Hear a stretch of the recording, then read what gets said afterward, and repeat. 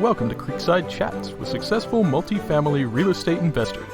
Dr. Allen chats with successful investors exploring their journey from setback to triumph. Through this window, we glimpse the truths that inspire our guests to invest abundantly and flourish in all areas of life. And now your host, Dr. Allen. Welcome to Creekside Chats with successful multifamily real estate investors, where we delve deep into the lives of our successful guests to learn the secrets of thriving to flourish abundantly in all areas of life. I'm your host, Dr. Allen. Today's guest is known as the Mad Scientist of Multifamily Real Estate. He is a data guru, process freak, and an outsourcing expert. He treats his $250+ million portfolio as an ongoing experiment in efficiency and optimization. The Mad Scientist lives by two mantras. We can only manage what we can measure, and data beats filled by a million miles.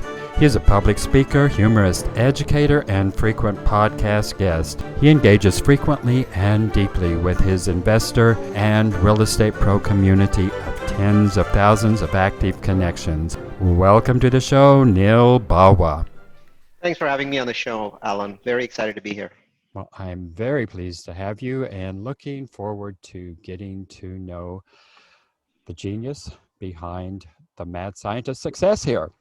So tell us, where did it all begin? Think back to the first thing you think of from your childhood, a memorable experience, and tell us about that experience. Real estate experience or just one in general? Just the first thing that comes to your mind from your childhood. Was that a real estate experience? No, as it happened, it wasn't. I think my first experience, and it was painful at the time, but it became very key, was that when I was young, my family discovered that I was borderline autistic, and kind of the Rain Man feel. And I could see patterns in numbers. I could see patterns in all sorts of things. Everything seemed to be a pattern to me. And it was getting worse. And so my family actually took me to a military hospital. My dad was a fighter pilot, so we had access to a military hospital. And they went through this therapy, which sort of fixed me. But what was interesting is that, so I don't see that was a problem, but anyway, okay. Yeah, I was becoming very antisocial because of that issue, and so that problem went away, and I grew up as a normal kid. But the whole thing with patterns never really stopped. Now I see patterns in everything, and what's interesting is that when you see patterns in things, and they are tied somehow to creation of money, that becomes a very powerful combination. And so as we go through this interview, we can talk about some of the patterns that I've been seeing recently and how they might benefit investors that are listening to this program. But that's something from my neighborhood, from my young age that comes to mind as a time when I really changed, and it happened very quickly at the age of 9. At the age of 9, huh? So you weren't really showing any signs of autism until the age of 9, or? That's right. Yeah, it sort of suddenly came in, and my family realized that it could become a problem, and so they took me to a psychiatrist. And the psychiatrist fixed you, huh? Well, at least I'd like to think about it. You'll have to make up your own mind. Okay. Well, that is very, very interesting. Well, tell us, since you brought up patterns, tell us about patterns and how it is that you see patterns. Yeah. Since, a lot of your guests are interested in real estate, I'll tell you about patterns. So I have written a number of articles about what is known as a corridor of opportunity. And I mention in my articles 3 corridors of opportunity. And one of the patterns that I've seen is that when there's 2 cities that are expanding, growing, they're fast growing, what happens is that the greatest opportunity is never in those cities. I'll use San Antonio and Austin as examples, or I'll use Tampa and Orlando as examples. I can use Salt Lake City and Provo as examples. The pattern is that the greatest opportunity in real estate occurs when 2 powerful cities that are within 100 miles of each other start to grow at an ever accelerating rate. and the opportunity is in the corridor between those cities. And I see that pattern repeating itself throughout the United States. As I mentioned, Orlando to Tampa is a pattern, with the opportunity being in the cities that are in between those two areas. And like Lakeland, for example, is halfway between Orlando and Tampa. So you can live in Lakeland, husband can commute to Tampa, and wife can commute to Orlando. New Braunfels and San Marcos are two cities that are compressed by Austin in the north and San Antonio in the south. And then Provo and Salt Lake City are compressing the area known as Silicon Slopes. You know, cities like Draper, Jordan are in that area of compression, with Provo pushing north and Salt Lake City pushing south. And so that is a pattern that I see all the time, and I study dozens of corridors throughout the United States. But the most powerful one today is is the San Antonio to Austin corridor, with San Marcos and New Braunfels being the two cities that are being compressed from both sides. And the compression cities often grow at 5 to 10x the speed of the United States in terms of population growth, income growth, home price growth, 5x to 10x. That is an insane rate of growth. Oh, really? Yeah. Tell me, how did you discover this this pattern?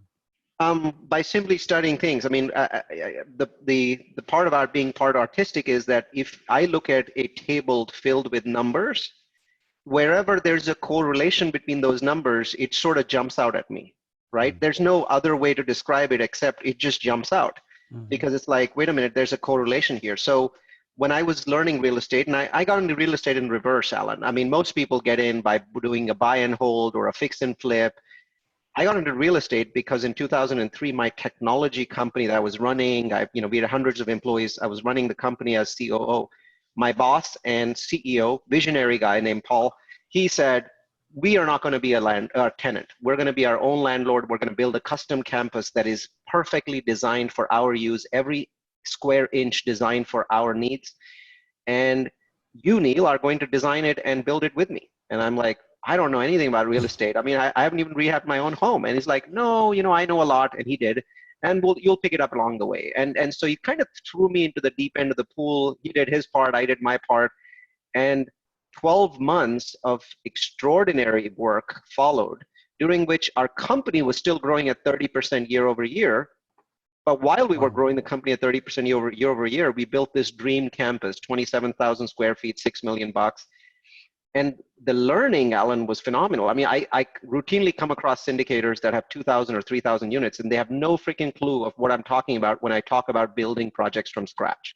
Things like occupancy levels, air conditioning volumes, pressure, gauges, fire doors, those sorts of things are very critical. You really have to understand this stuff because people make such huge mistakes.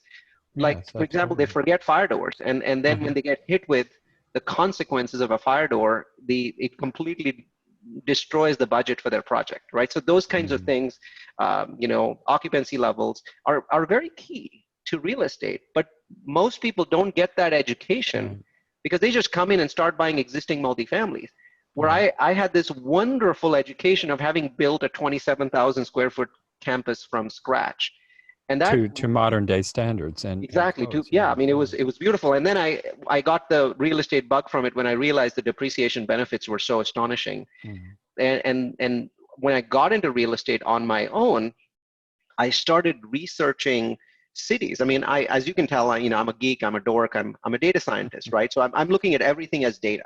You remember Neo in the Matrix, right? He was reading a bunch of numbers, and we watched a movie, but Neo wasn't watching a movie. He was reading a scrolling set of numbers from the top of the screen to the bottom. That's what he was doing in the entire 2 hours that we were watching this movie, because those patterns, those numbers were visible to him and they meant something to him. And he got better throughout the movie at reading those.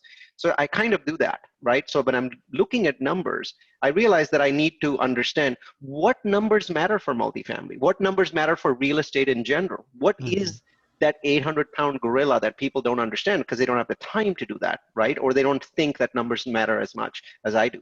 So what I did first was I realized I need a database of all the cities in the US, and I need to gather the information.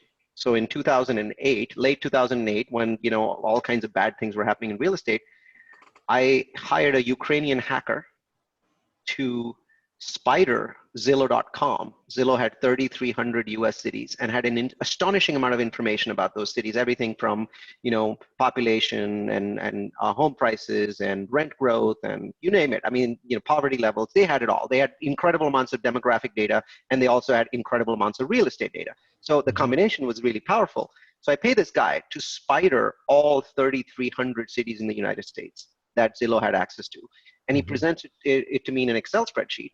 And I open it and I do my thing, which is, I sort every single field, sort. And I look for where's the pattern, right? Is there a pattern here? And the answer was, there seemed to be 5 things that appeared to be directly correlated to investor profit. And when I say investor profit, I mean home prices going up, right? So obviously home prices go up, well, rents will go up. Rents will go up, profits will go up, right? So I was trying to see what directly correlates to that, and I found that there were 5 factors. Number 1 was population growth. Number 2 was income growth. Number 3 was home price growth. Number 4 was crime reduction. And number 5 was job growth. And so once these 5 things became visible to me, and there is a 6th that people refer to often, which is quality of schools. But what I found was, if I only looked at these 5, it sort of covered these 5 led to high quality schools. So I didn't really have to look at schools. That became redundant. So I took that out of my data set. But these 5 directly were correlated to how much profit goes into your pocket, right? And some were more important than others. Today, because we have a pandemic, job growth has 3 times the weightage of any of the others in my numbers. But when you're not in a recession, job growth is less important. So it just has the same weightage as all of the others. The moment you move into a recession, job growth becomes 3 times as important as the others. So these are the patterns that I discovered. And those, when I clicked on various sorts, I started finding cities in the US that had declined the most from 2005. And a city called Madera, California had declined the most. One thing I also discovered about real estate, it should be one of my other mantras, you read off 2 of my mantras, is that real estate, when it rises, it goes too far and becomes a bubble. But when it drops, it also goes too far and becomes a bargain. So in the city of Madera, brand new construction homes that cost $170,000 to build were on sale for $90,000 in 2008. Which makes no sense because they were on sale for half the cost of building. Of what they cost to build. Right? So when I looked at that pattern, I was like, well, this has to be a winner. This is not a no-brainer. But most people were telling me that I was the greatest idiot of all time, buying 10 homes in an agricultural community 22 miles from Fresno. Well, it turned out that that's how many I could buy. You can only get 10 loans, and I needed loans. I didn't have the money to pay cash. I bought 10. And as you can imagine, that story had a happy ending. I still own all 10 of those, and they've given me 10 years of marvelous cash flow and huge appreciation. And I've had the ability to refinance them, pull out cash, use that cash in other places. So bottom line is that being following the line and following what people are saying in real estate does not help you. What matters is that you look at the data and follow the data regardless of what other people are telling you. Because if I'd done what my family told me in 2008, which is stay away from real estate, 2/3 of my net worth today would be gone. Fascinating. This could have gone totally, completely wrong for you. This what is really a gift. It could have gone totally and completely off rail.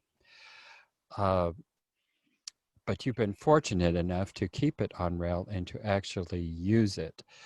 Was that intuition that led you that way? Did you have mentors? How did you really find the pathway to actually use this gift instead of letting it go, well, essentially the way of Rain Man experience? I had mentors, and luckily, because by the time I was an adult, I didn't really have that autism issue. It didn't affect me. I just ended up with the gift side of it, right? So that was great. I ended up with the good side, but not the bad sides.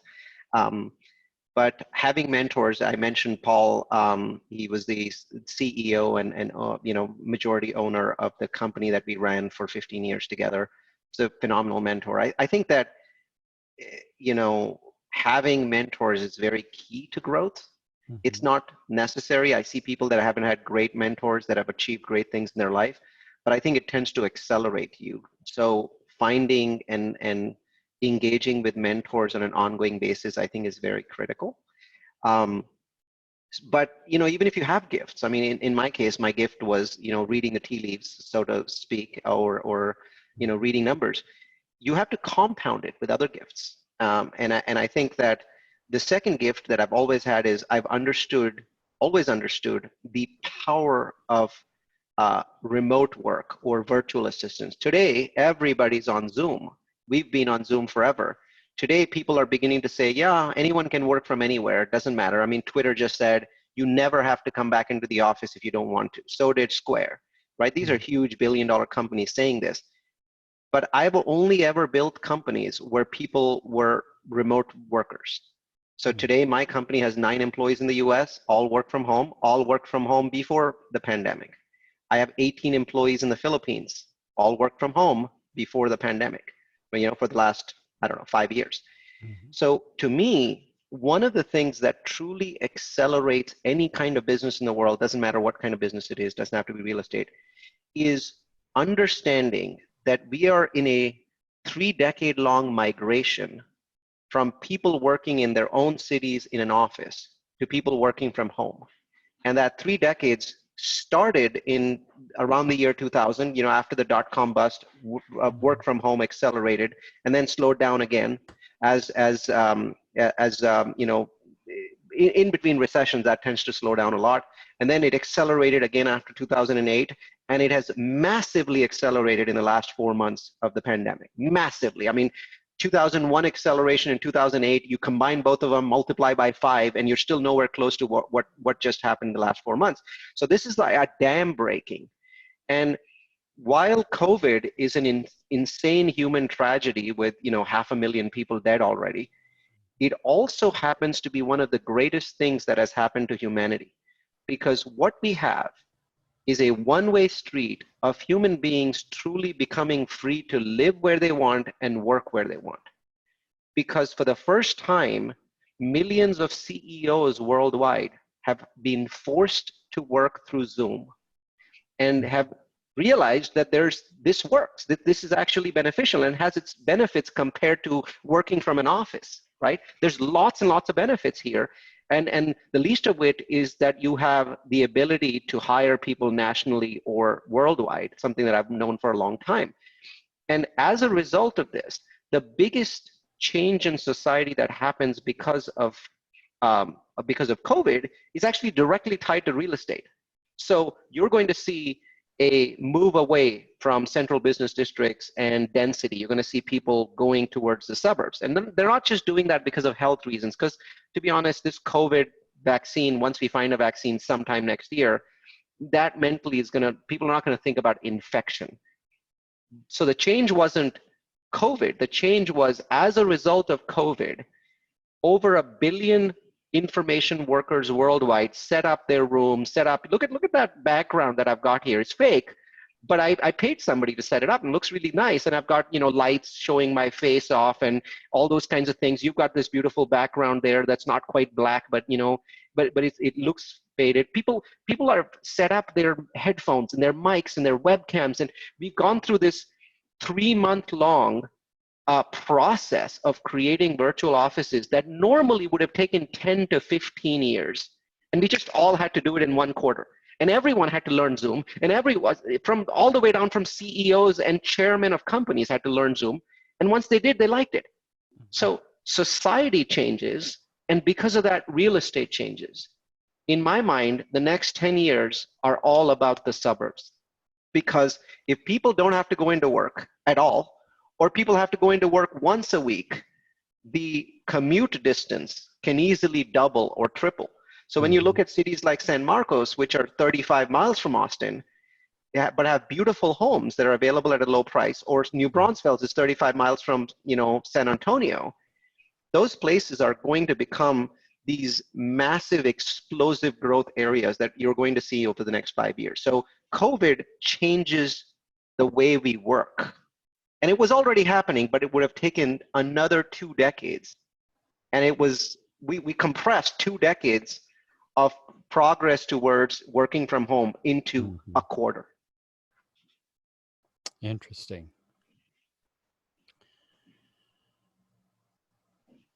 So, it's the suburbs between the metropolises.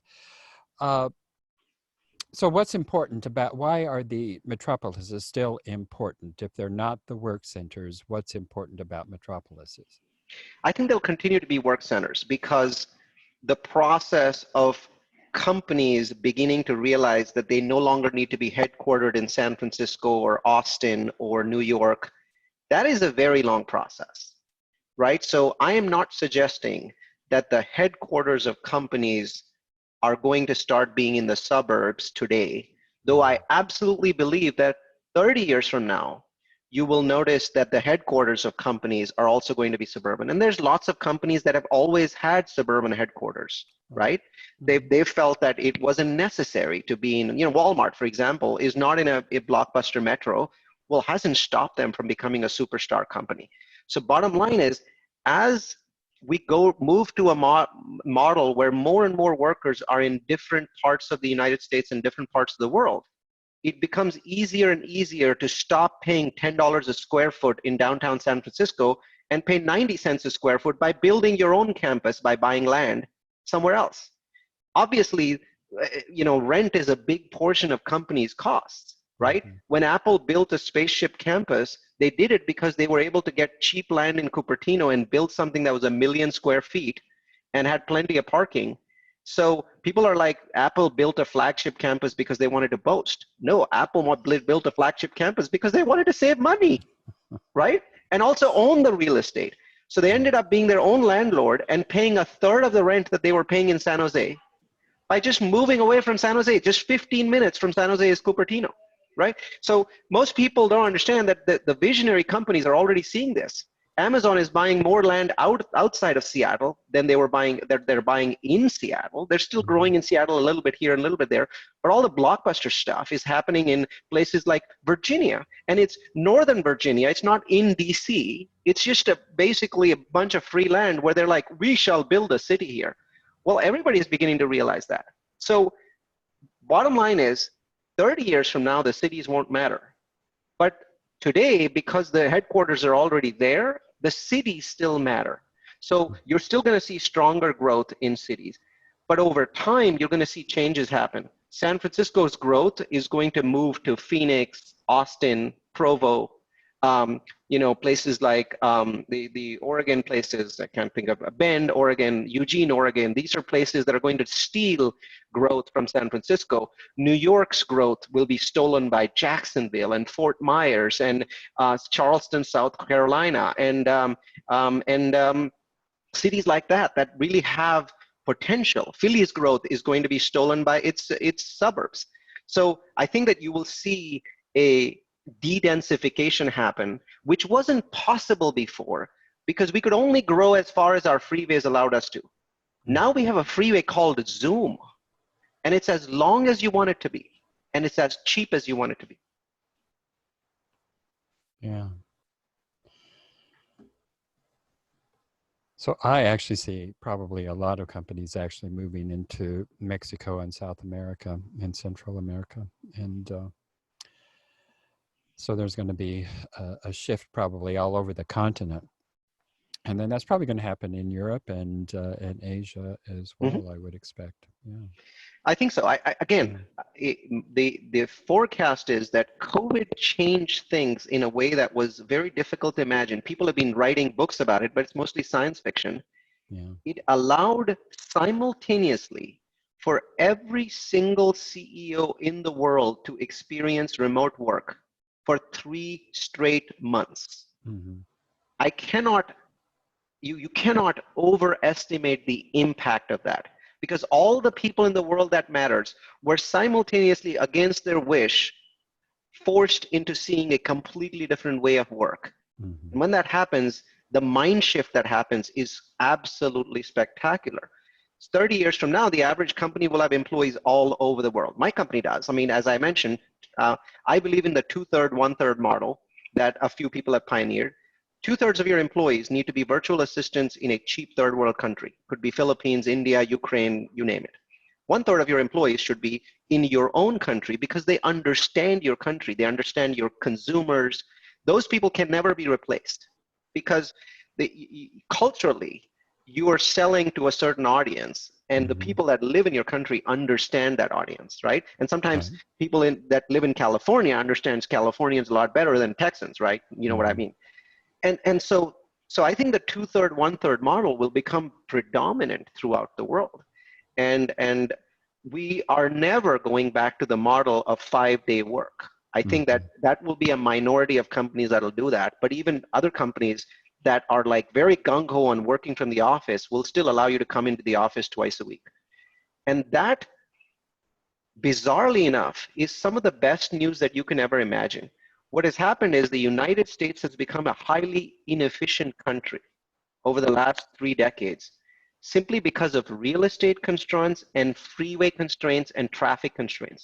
We have a country where roughly 2% of the land mass of the country has about 50% of the people, right? Mm-hmm. 2% Right. of the land mass. Right. So Mm-hmm. 98% of America is empty, but we are paying $4,000 a month in rent for a 1-bedroom apartment in New York or San Francisco. Can you Mm-hmm. imagine the inefficiency of that? Can you imagine how unproductive that is? Can you imagine how that money could have gone to build new businesses and is not going anywhere? So the inefficiency has slowed down growth, not just in the United States, but in every country in the world that has mega metros. And now, in the next decade, we will replace that inefficiency. Instead of replacing it over 3 or 4 decades, we're going to replace it within 5 or 10 years Mm-hmm. with virtual work. And it allows the world to actually accelerate in our growth. None of that is going to change the fact that the next 18 months for real estate are filled with pain, right? None of that changes that. But in the long run, this isn't about real estate. This is about the entire world becoming a more efficient place, because mega cities, which were really killing productivity, and we were spending more and more of our time sitting in cars, right? Burning fossil fuels that didn't have to be burned. That changes. Yeah.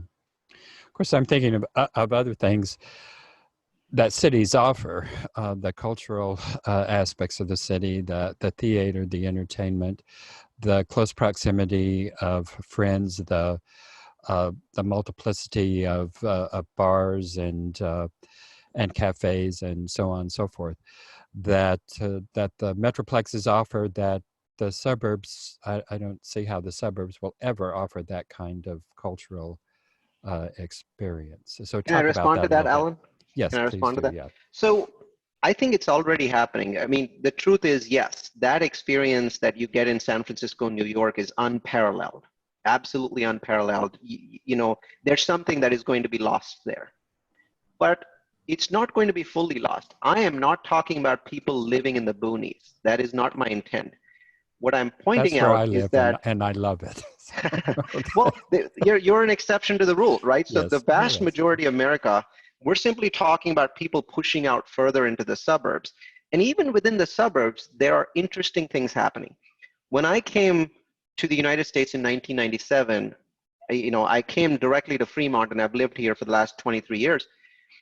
And Fremont has changed during that time because every suburban city, and Fremont was the deadest little city in the San Francisco Bay Area. You know, it didn't need, 23 years ago, the city council didn't want to have a downtown. But today, every suburban city is spending large amounts of their budget developing smaller downtowns. And this concept has a new name. That name is Surban. Surban. Surban, where cities are very deliberately focused on developing a, let's call it 6x6 block area somewhere in the city, that actually resembles the downtown. Mm-hmm. And they are pounding a huge amount of retail into it. They're doing everything that they can to make it as close to that experience. Once again, it's never going to be New York. It's never going to be San Francisco. But guess what? People will adjust to it, and it will be a mini version. And every suburban city that has aspirations of growing is doing that today, Alan. And so we'll get a watered down version of that urban experience that's going to be 10 or 15 minutes from your home. You won't live there, but you'll be able to drive there very quickly. Mm-hmm. Well, very fascinating.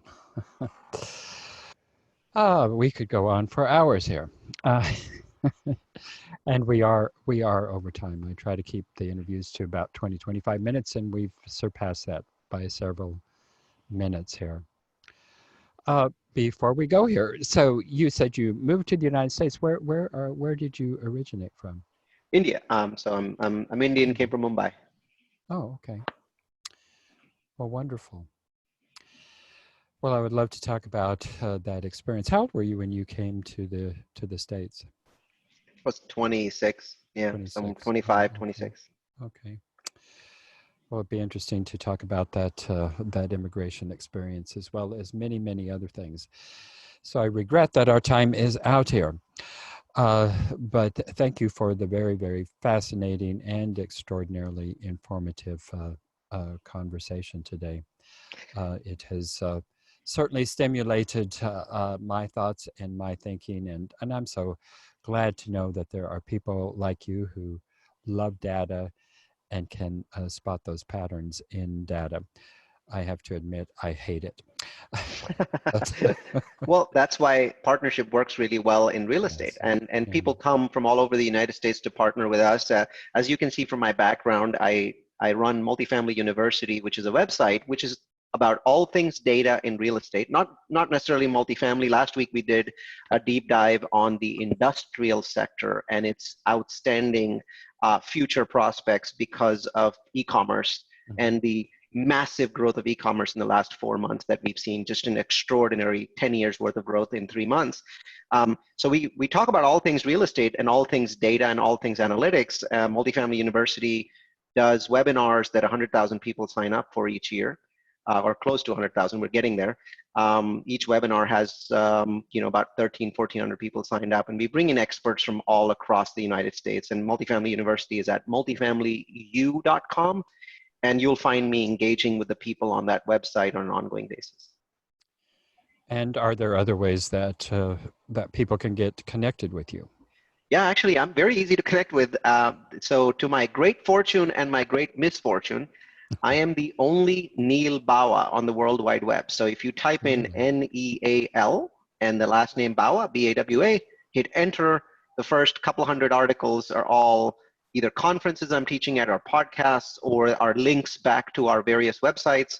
Our day job is that we buy and build multifamily real estate across the United States, chasing growth. We are growth chasers, which leaves us with the unfortunate side effect of having to move metros every year from to a new metro, constantly moving from one metro to the other, chasing growth.